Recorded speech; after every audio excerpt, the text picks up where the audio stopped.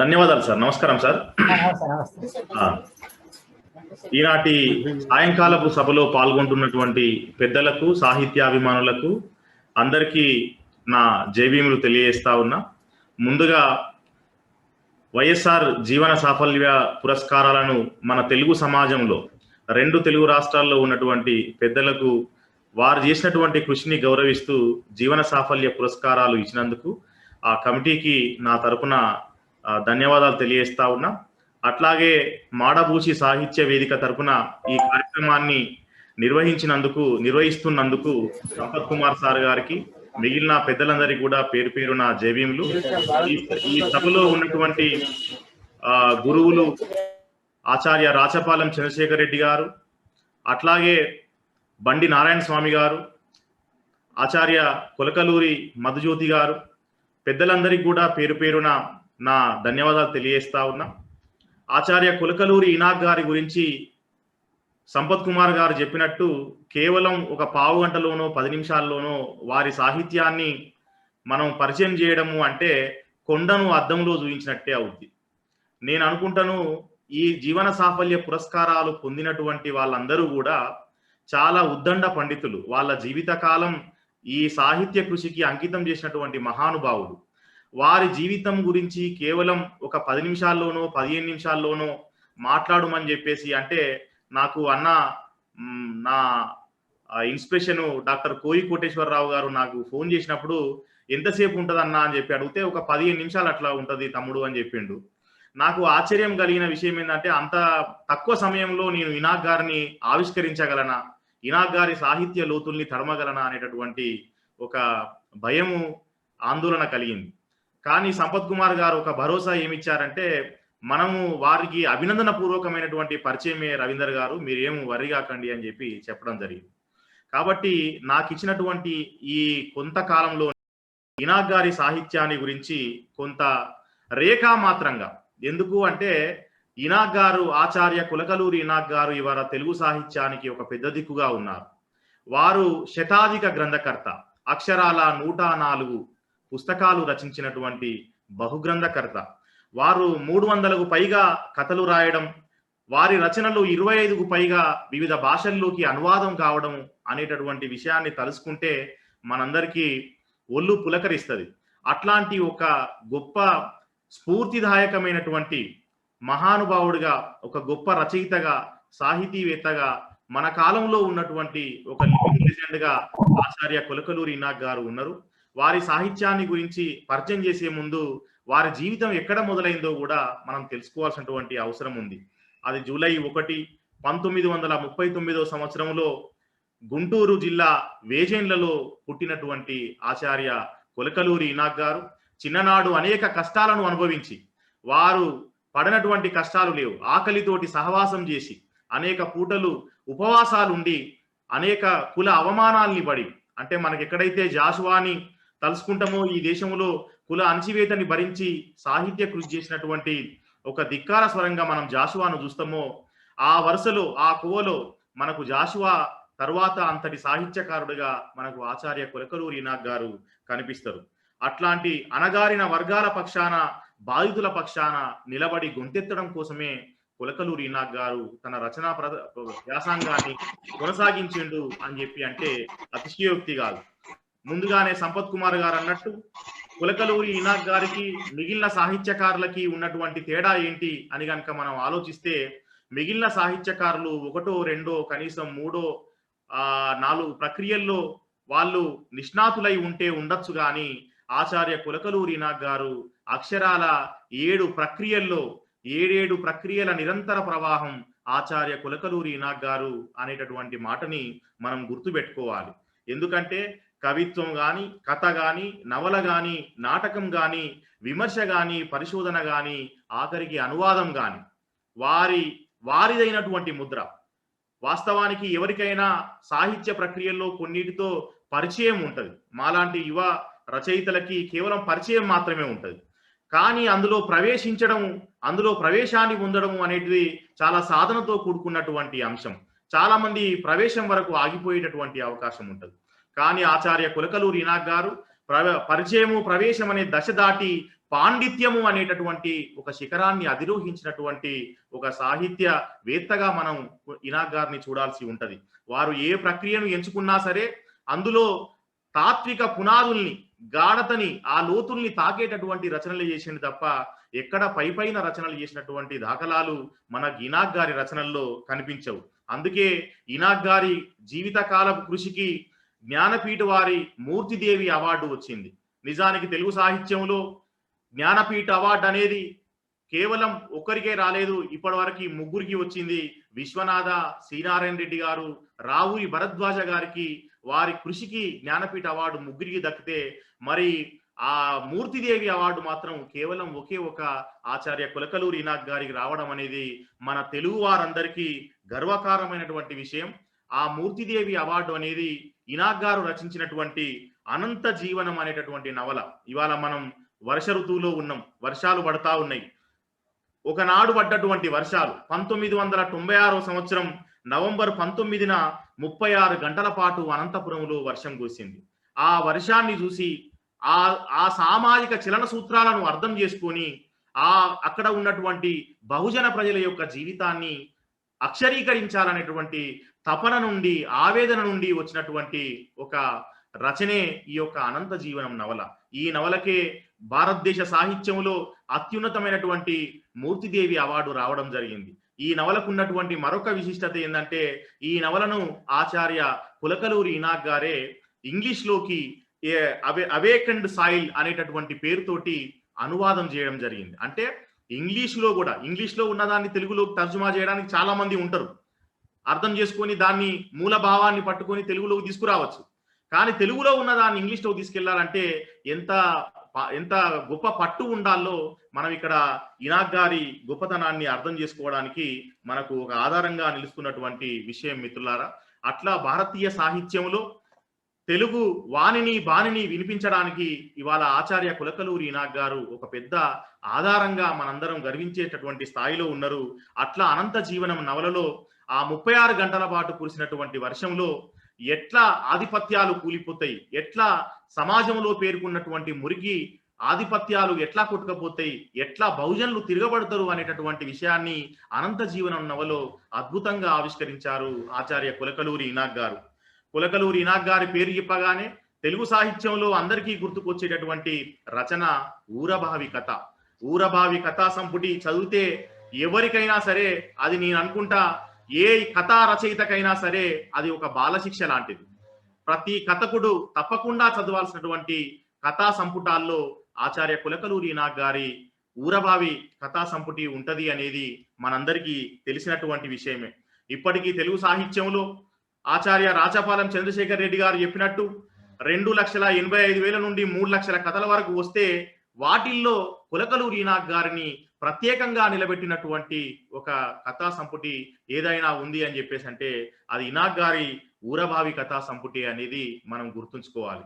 అంటే ఆ కథలు చదివినప్పుడు పాఠకుడి మీద ఒక బలమైన ముద్రను వేయడంతో పాటు ఆలోచనలు రేకెత్తిస్తాయి. ఈ సమాజం ఎటువైపు నుండి ఎటు పయనిస్తా ఉన్నది, మనం ఈ సమాజాన్ని ఎలా అర్థం చేసుకోవాలి, ఈ సమాజంలో ఆధిపత్యాలు ఎలా ఉన్నాయి, ఈ సమాజంలో పీడితులు ఎలా ఉన్నారు, ఆ పీడితులని ఎట్లా మనం హక్కున చేర్చుకోవాలి అనేటటువంటి ఒక సామాజిక స్పృహతోటి చేసినటువంటి రచనలుగా మనకు ఈ యొక్క ఊరభావి కథా సంపుటిలో ఉన్నటువంటి కథలన్నీ కూడా మనకు ఆ విధంగా మనల్ని ప్రేరేపించేటటువంటి అవకాశం ఉంది.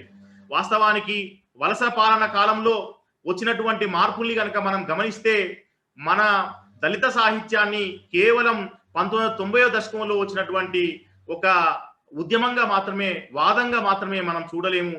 దళిత సాహిత్యాన్ని అట్లా చూస్తే కుదించినట్టుగా అవుద్ది. కానీ దళిత సాహిత్యానికి మూలాలు వలస పాలన కాలంలో ఉన్నాయి.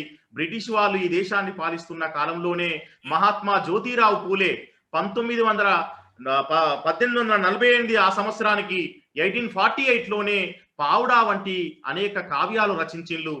చదువుకుంటున్నటువంటి తొలితరం దళితులు, బహుజనులు వారి జీవితాన్ని రచనలోకి తీసుకొచ్చేటటువంటి ప్రయత్నం అప్పటి నుండే మొదలైంది.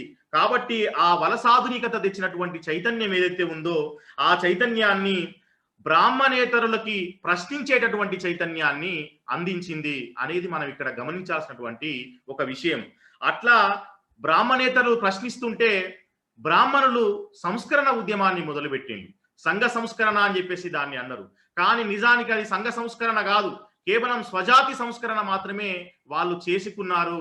ఆ స్వజాతి సంస్కరణని తర్వాత కాలంలో చరిత్ర పుటల్లో మాత్రం సంఘ సంస్కరణగా లిఖించేటటువంటి ప్రయత్నం చేసిండ్రు. అంటే ఇనాక్ గారు ఒక రచయితగా మొదలు కావడానికి ఈ రకమైనటువంటి ఒక నేపథ్యం అనేది మనకు చాలా స్పష్టంగా కనబడతా ఉన్నది. కాబట్టి ఆ చైతన్యం నుండి, ఆ అందిపుచ్చుకున్నటువంటి సామాజిక స్పృహ నుండి, సామాజిక న్యాయ సూత్రం నుండి ఇనాక్ గారి రచన ముందుకు పోయింది అనేటటువంటి విషయం మనకు చాలా స్పష్టంగా కనబడుతున్నటువంటి ఒక పరిస్థితి ఉంది. కాబట్టి ఆ విధంగా ఇనాక్ గారు రాసినటువంటి రచనల్లో దేనికది ఒక ప్రత్యేకమైనటువంటి గుర్తింపును, అస్తిత్వాన్ని కలిగి ఉన్నది అని చెప్పేసి అంటే అది ఆశ్చర్యం కాదు, అతిశయోక్తి కాదు. ఎందుకంటే మీరు ఏ ప్రక్రియ తీసుకున్నా సరే అందులో ఇనాక్ గారి పేరు ప్రస్తావించకుండా మనం ఆ ప్రక్రియ యొక్క చరిత్రని సమగ్రం సంక్షిప్తంగా పరిచయం చేయలేం. కాబట్టి ఇనాక్ గారు పద్య కథల విషయంలో వస్తే ఊరభావి ఒక క్లాసిక్ గా నిలబడ్డది. పద్య నాటకాల విషయానికి వస్తే ఒక మునివాహనుడు కావచ్చు, ఒక సాక్షి కావచ్చు, ఒక దిక్కులేనుడు కావచ్చు. అట్లాగే సాహిత్య విమర్శ విషయానికి వస్తే ఆధునిక విమర్శ సూత్రం అనేటటువంటి ఒక గొప్ప గ్రంథాన్ని తెలుగు సాహిత్యానికి అందించిండు. పరిశోధన విషయానికి వస్తే వ్యాస పరిణామము తెలుగులో ఏ విధంగా కొనసాగింది అనేటటువంటి విషయాన్ని ఇనాక్ గారు చాలా లోతుగా పరిశోధిస్తే ఇవాళ తెలుగు శాఖల్లో పరిశోధించే వాళ్ళందరికీ అదొక తలమానికమైనటువంటి పరిశోధనగా మిగిలిపోయిన సందర్భం ఉన్నది. కాబట్టి మిత్రులారా, మనం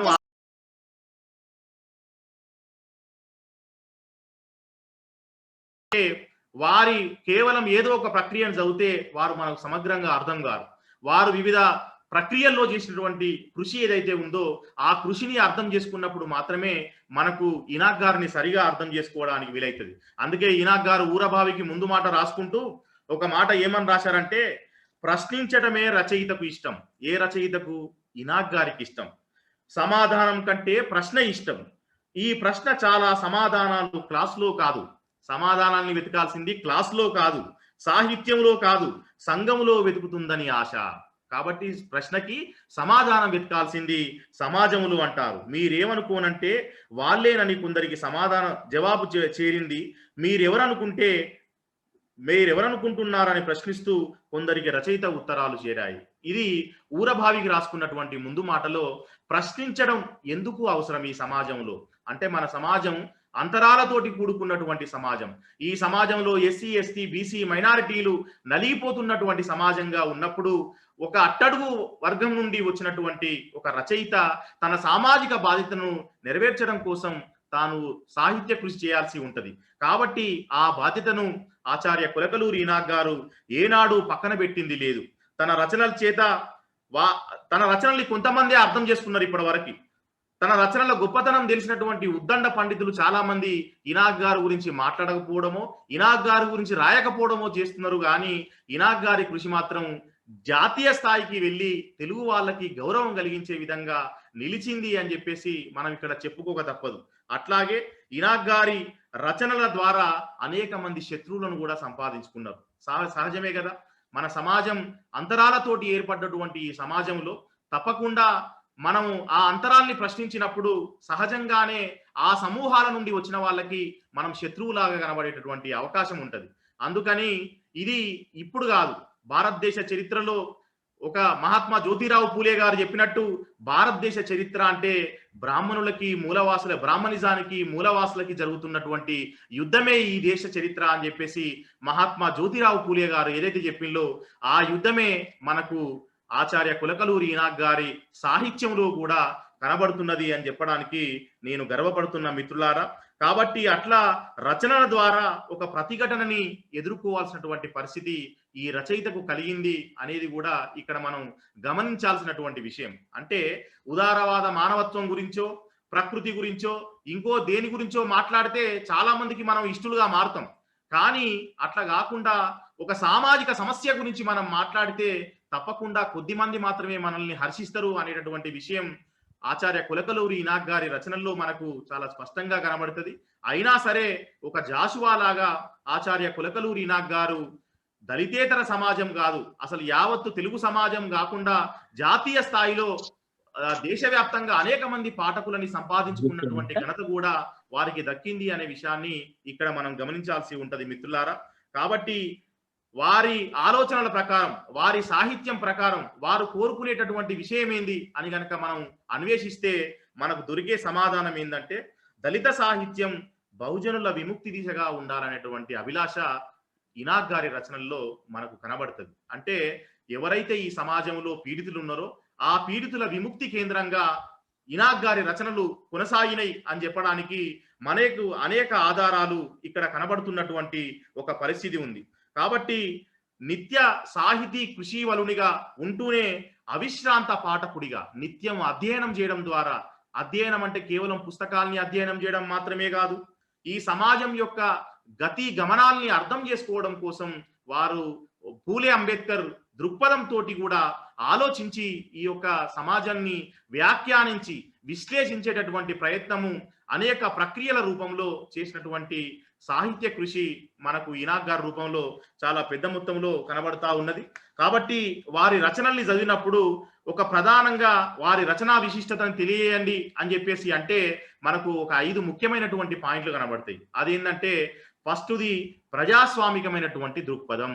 అంటే బాధితుల పక్షాన నిలబడి మాట్లాడగలిగేటటువంటి, ఈ ప్రజల విముక్తి కోసం ప్రజా సమస్యల్ని పట్టించుకొని ప్రజా జీవితాన్ని ఒక తాత్విక పునాదితోటి, ఒక ప్రాపంచిక దృక్పథంతో అక్షరీకరించినటువంటి తనం మనకు ఆచార్య కొలకలూరి ఇనాక్ గారి కథల్లో, నవలల్లో, నాటకాల్లో, పద్యాల్లో, కవితల్లో, అన్ని రకాలైనటువంటి ప్రక్రియలలో మనకు చాలా స్పష్టంగా కనబడుతుంది మిత్రులారా. అట్లాగే నిర్దిష్టమైనటువంటి భావజాలం, ఏ రచయితకైనా భావజాల స్పష్టత లేకపోతే వారు గందరగోళానికి గురయ్యేటటువంటి అవకాశం ఉంటది. మాన్యశ్రీ కాంశీరామ్ గారు చెప్తారు, ఒక కన్ఫ్యూజ్డ్ ఇంటెలెక్చువల్ ఎప్పుడు తన జాతిని గమ్యస్థానానికి చేర్చలేడు, ఆందోళన కలిగిస్తాడు అని చెప్పేసి. కాబట్టి ఒక రచయితకి కూడా ఈ సమాజం పట్ల స్పష్టత ఉండాల్సినటువంటి అవసరం ఉంటది. ఆ విధంగా ఈ సమాజ గతి చలన సూత్రాలను అర్థం చేసుకున్నటువంటి రచయితగా బాధితుల పక్షాన నిలబడడం కోసం ఆచార్య కొలకలూరి ఇనాక్ గారు నిర్దిష్టమైనటువంటి ఒక భావజాలాన్ని ఎంపిక చేసుకోవడం అనేది ఇక్కడ మనకు చాలా స్పష్టంగా కనబడుతుంది. అందుకే వారు 7 ప్రక్రియల్లో రాస్తూ, అంటే 7 ప్రక్రియల్లో రాస్తూ 7 సమూహాల వైపు నిలబడ్డారు. అంటే మనం అనుకోవచ్చు కేవలం దళితుల వైపు నిలబడ్డా, కేవలం బీసీల వైపు నిలబడ్డా అనేటటువంటి ప్రశ్న మనకు రావచ్చు. కానీ ఆచార్య కొలకలూరి ఇనాక్ గారు ఈ సమాజంలో పీడితులుగా ఉన్నటువంటి SC, ST, BC, minority, women, children, అనాథలు ఎవరైతే ఉంటారో వాళ్ళందరికీ సంబంధించినటువంటి, ఆఖరికి వికలాంగులు, వాళ్ళందరినీ కూడా తన రచనల్లో పాత్రలుగా, వస్తువులుగా స్వీకరించినటువంటి తనం మనకు ఆచార్య కొలకలూరి ఇనాక్ గారిలో మనం చూస్తాం. దానికి కారణం ఏంటంటే ఒక నిర్దిష్టమైనటువంటి విశాల భావజాలం ఉండడం అనేది దానికి కారణంగా కనబడతా ఉంది. తర్వాత మూడవ అంశం ఏంటంటే ఇనాక్ గారి సాహిత్యాన్ని సజీవంగా నిలబడుతున్నది ఏంటి అని మనం ఆలోచిస్తే వర్తమాన సమాజ పరిణామాలతోటి సజీవమైనటువంటి సంబంధం. అంటే వారు గమనిస్తూ ఒక తాత్విక చింతనతోటి అయ్యో ఇట్లా జరిగిపోతా ఉన్నది, దీన్ని మనం ఎలా అర్థం చేసుకోవాలి, ఈ సమాజం ఎట్లా చూస్తా ఉన్నది అనేటటువంటి విషయాన్ని వారు ఆలోచించినప్పుడు దాని మీద ఒక కథనో, ఒక నవలనో రాసేటటువంటి ప్రయత్నం చేస్తారు. నేను ఇనాక్ గారి అనేక రచనలు చదువుకున్నా, నేను కూడా సమగ్ర సాహిత్యం చదువుకోలేదు. ఎందుకంటే వారు 104 రచనలు చేసిండు, నాకు లభ్యమైనటువంటి రచనల వరకే చదువుకున్నా. ఇటీవల కన్నతల్లి అనేటటువంటి ఒక లేటెస్ట్ గా రాసినటువంటి నవలని నేను చదువుకున్నా. అందులో కూడా ఇట్లాగే ఒక తల్లి కొడుకులకు సంబంధించినటువంటి ఒక బంధం, ఒక మానవీయమైనటువంటి దృక్పథం ఎట్లా ఉంటది అనేటటువంటి విషయాన్ని అనేక సందర్భాల్లో, అనేక మనల్ని వెంటాడేటటువంటి వాక్యాలు పుష్కలంగా మనకు ఇనాక్ గారి రచనల్లో కనబడతా ఉంటాయి. అట్లా వర్తమాన సమాజ పరిణామాలతోటి ఒక సజీవమైనటువంటి సంబంధం కలిగిన రచయితగా మనకు ఆచార్య కొలకలూరి ఇనాక్ గారు కనిపిస్తారు. తర్వాత 4వది ఏంటంటే తాను సమాజాన్ని అర్థం చేసుకున్న తీరుని స్పష్టమైనటువంటి విశ్లేషణ శక్తి. అంటే ఎక్కడా కూడా ఒక కన్ఫ్యూజన్ కానీ, ఒక గందరగోళం కానీ లేకుండా స్పష్టమైనటువంటి దృక్పథంతో దాన్ని వ్యక్తం చేసేటటువంటి విశ్లేషణ శక్తి ఆచార్య కొలకలూరి ఇనాక్ గారిలో ఉంటది. నాకు ఇనాక్ గారి ఊరభావి కథలు చదివినప్పుడు ఆ వాక్య విన్యాసం, ఆ శైలిని చూస్తే నాకు చాలా ఆశ్చర్యం వేసింది. అసలు ఇంత అద్భుతంగా ఆ కాలంలోనే, అంటే ఇనాక్ గారు ఊరభావి రాసినాడికి నేను పుట్టలేదు, మరి ఇంత అద్భుతంగా ఎట్లా రాయగలిగిండు అని చెప్పేసి నేను ఆశ్చర్యానికి గురైనటువంటి ఒక సందర్భం ఉంది. కేవలం ఒక ఊరబావి అనే కాదు, వారి మునివాహనుడు నాటకం తీసుకున్నా సరే, లేదా వారి నవలలు ఏది తీసుకున్నా సరే, రంది గాని, కన్నతల్లి గాని, ఏ నవల తీసుకున్నా సరే, అందులో ఒక సజీవమైనటువంటి రచనా శైలి ఉంటది. అంటే మనం నీళ్లు తాగినంత సులభంగా మనకు ఆ విషయాన్ని అర్థం చేయించేటటువంటి ఒక స్పష్టమైన విశ్లేషణ శక్తి ఆచార్య కులకలూరి ఇనాక్ గారికి వచ్చింది. బహుశా వారి జీవితాన్ని దానికి దారపోయడం, ఒక 6-7 దశాబ్దాల పాటు సాహిత్యానికే తన జీవితాన్ని అంకితం చేయడం కారణంగా వచ్చినటువంటి ఆ ఆ పాండిత్యము అని చెప్పేసి నేను భావిస్తా ఉన్నా. కాబట్టి ఆ విధంగా తాను అర్థం చేసుకున్నటువంటి విషయాన్ని ఈ సమాజంలో తాను చూసి అర్థం చేసుకున్న విషయాన్ని వ్యక్తం చేసే దగ్గర బాధితుల పక్షాన ఉండేటటువంటి ఒక దృక్పథం మనకు ఆచార్య కులకలూరి ఇనాక్ గారి రచనలో చాలా స్పష్టంగా కనబడుతుంది. ఆ తర్వాత ముఖ్యంగా ఇనాక్ గారి 5వ పాయింట్ ఏంటంటే సులభమైనటువంటి భాష. సులభమైనటువంటి భాష, అభివ్యక్తి సామర్థ్యం. చాలా మందికి చెప్పాలనుకున్నటువంటి విషయం పట్ల సరి అయినటువంటి అభివ్యక్తి ఉండదు. కానీ ఇనాక్ గారిలో ఆ సులభమైనటువంటి భాష ఏదైతే ఉందో ఆ భాష పాఠకుణ్ణి చేయి పట్టుకొని తీసుకెళ్లి నడిపించేటటువంటి ఒక అద్భుతమైనటువంటి సాధనంగా మనకు ఇనాక్ గారి భాష ఉంటది. వాస్తవానికి ఇనాక్ గారి రచనల మీద అనేక పరిశోధనలు జరిగినాయి. మా హైదరాబాద్ సెంట్రల్ యూనివర్సిటీలో నా సీనియరు డాక్టర్ ఏ రవీంద్రబాబు గారు ఇనాక్ గారి రచనల మీద పరిశోధన చేసి ఉన్నారు. కానీ ఇనాక్ గారి భాష మీద కూడా ఒక ప్రత్యేకమైన పిహెచ్డి చేయదగ్గటువంటి వస్తువు, కంటెంట్ అందులో ఉంది అనేటటువంటి విషయాన్ని నేను ఈ సందర్భంగా మీ అందరికీ తెలియజేస్తా ఉన్న మిత్రులారా. కాబట్టి ఈ గడిచిన 50-60 ఏళ్ల తెలుగు సమాజ పరిణామాల్ని మనం అర్థం చేసుకోవడానికి ఆచార్య కులకలూరి ఇనాక్ గారి సాహిత్యం సజీవంగా నిలబడుతుంది అని చెప్పడానికి నేను ఏమాత్రం సంకోచించడం లేదు. తెలుగు సాహిత్యాన్ని మరొక మెట్టు ఎక్కించడానికి తన వంతు పాత్రని పోషించినటువంటి ఒక సాహితీ దిగ్గజంగా నేను ఆచార్య కులకలూరి ఇనాక్ గారిని చూస్తున్నా అనే విషయాన్ని మీ అందరికీ తెలియజేస్తా ఉన్నా. తన 21వ ఏటనే ఏసీ కాలేజీలో లెక్చరర్గా మొదలై ఎస్వి యూనివర్సిటీలో ఒక వీసీగా మొదలైనటువంటి ఈ వీసీగా ఉన్నత శిఖరానికి చేరుకున్నటువంటి తీరు చూస్తే ఎన్ని రకాల అవమానాలు, ఎన్ని రకాల ఇబ్బందులు ఎదుర్కొని తాను సాహిత్య కృషిని కొనసాగించిండో మనం తెలుసుకుంటే ఆశ్చర్యపడతాం.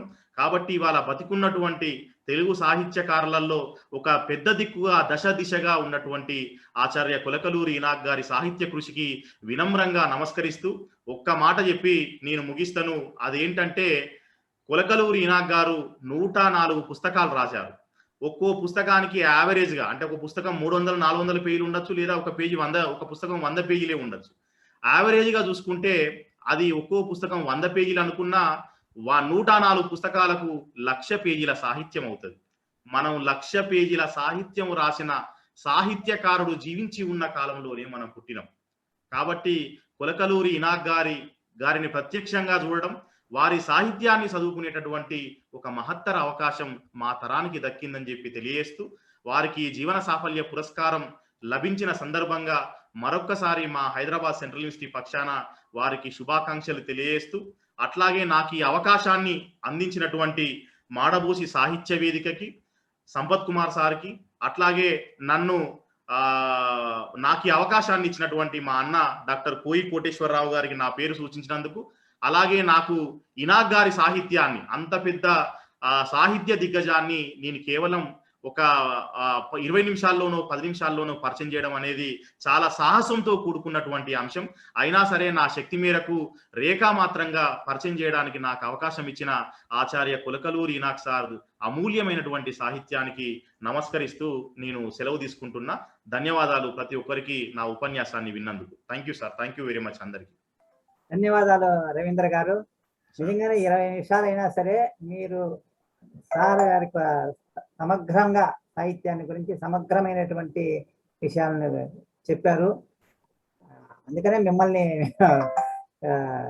ఉపన్యసించాల్సిందిగా కోరాము. ఎందుకంటే ఎవరైతే అతి తక్కువ సమయంలో అతి ఎక్కువ విషయాలను అతి సమగ్రంగా చెప్పగలరో అట్లాంటి వారే మనకు కావాలి. అట్లాంటి వాళ్ళలో మీరు కూడా ఉన్నారు కాబట్టి మిమ్మల్ని ఈ ఉపన్యాసానికి పిలిచాము. మీరు అంగీకరించినందుకు మీకు ప్రత్యేకంగా ధన్యవాదాలు తెలియజేస్తున్నా. నమస్తే సార్. ఇనాక్ సార్.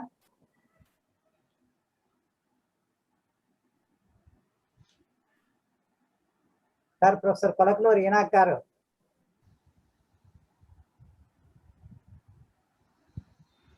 సార్ అదే సార్ మైక్ ఆన్ చేయాలి సార్, మైక్ ఆన్ చేయండి సార్. ఇప్పుడు మాట్లాడండి. సంపత్ గారు. సార్ నమస్తే సార్. సంపత్ గారు. సార్ వినిపిస్తుంది సార్. అయ్యా నన్ను 2 నిమిషాలు మాట్లాడమన్నారు కదా. అవును సార్, అవును సార్. ఈ వైఎస్ఆర్ జీవన సాఫల్య పురస్కారం సార్ చెయ్యి కొంచెం వెనక్కి జరగండి సార్. సార్ మీరు కనిపించలేదు, మీరు కనిపించలేదు. ఇప్పుడు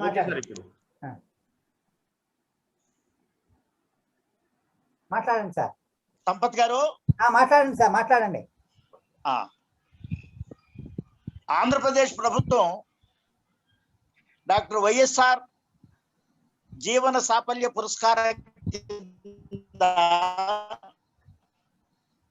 3 మందికి 8 రంగాల్లో ప్రోత్సహిస్తూ మనం అందరివి కూడా ఆనందపడతాం.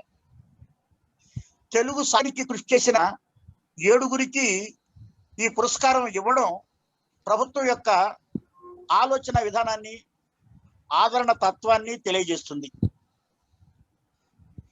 నాకు ఈ పురస్కారం ఇచ్చిన ప్రభుత్వానికి హృదయపూర్వకంగా ధన్యవాదాలు తెలియజేస్తున్నాను. ఈ కార్యక్రమం అభినందన కార్యక్రమం ఏర్పాటు చేసిన మాడభూషి సాహిత్య కళా పరిషత్ చెన్నై వారికి, దాన్ని నిర్వహిస్తున్న ఆచార్య మాడభూషి సంపత్ కుమార్ గారికి నేను హృదయపూర్వకంగా కృతజ్ఞత తెలియజేస్తున్నాను. సంపత్ కుమార్ గారు చాలా గొప్ప సాహిత్య సేవ చేస్తున్నారు.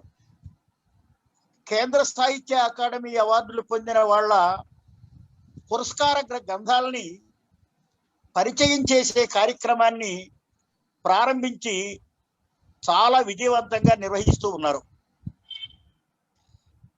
సాహిత్యంతో సహవాసం అనే కార్యక్రమం ప్రసిద్ధులైనటువంటి రచయితల్ని వాళ్ళ మాటలతోనే మనకందరికీ పరిచయం చేస్తూ సాహిత్యాన్ని గురించి చాలా మనం తెలుసుకునే అవకాశాన్ని కల్పిస్తున్నారు. ఆర్ఎస్ సుందరం గారితో మహాభారత పఠనం కావిస్తూ వ్యాఖ్యానం చేయిస్తూ యువతరానికి భారతం అర్థమయ్యేటట్టుగా చేయడానికి మంచి కృషి చేస్తున్నారు.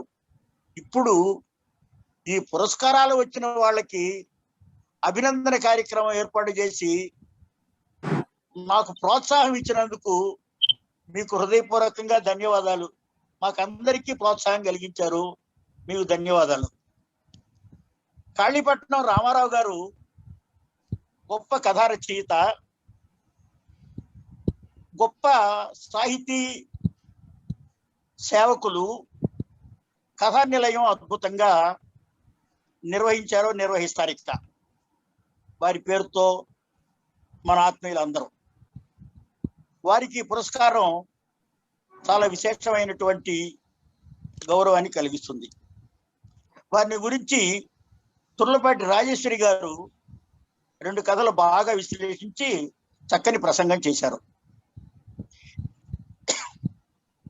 ఆచార్య కేతు విశ్వనాథ్ రెడ్డి గారు, శ్రీ బండి నారాయణ స్వామి గారు, ఆచార్య రాచపాళెం చంద్రశేఖర్ రెడ్డి గారు, డాక్టర్ కత్తి పద్మారావు గారు, శ్రీమతి వాల్గా గారు ఈ పురస్కారాలు తీసుకుంటున్నటువంటి ప్రముఖులు. వారిని నేను హృదయపూర్వకంగా అభినందిస్తున్నాను. వారి సాహిత్య సేవకు ప్రభుత్వం నుంచి వచ్చిన ఈ గుర్తింపు చాలా గౌరవాన్ని ఇస్తుంది అని నేను స్పష్టంగా భావిస్తూ వాళ్ళకి ధన్యవాదాలు తెలియజేస్తున్నా.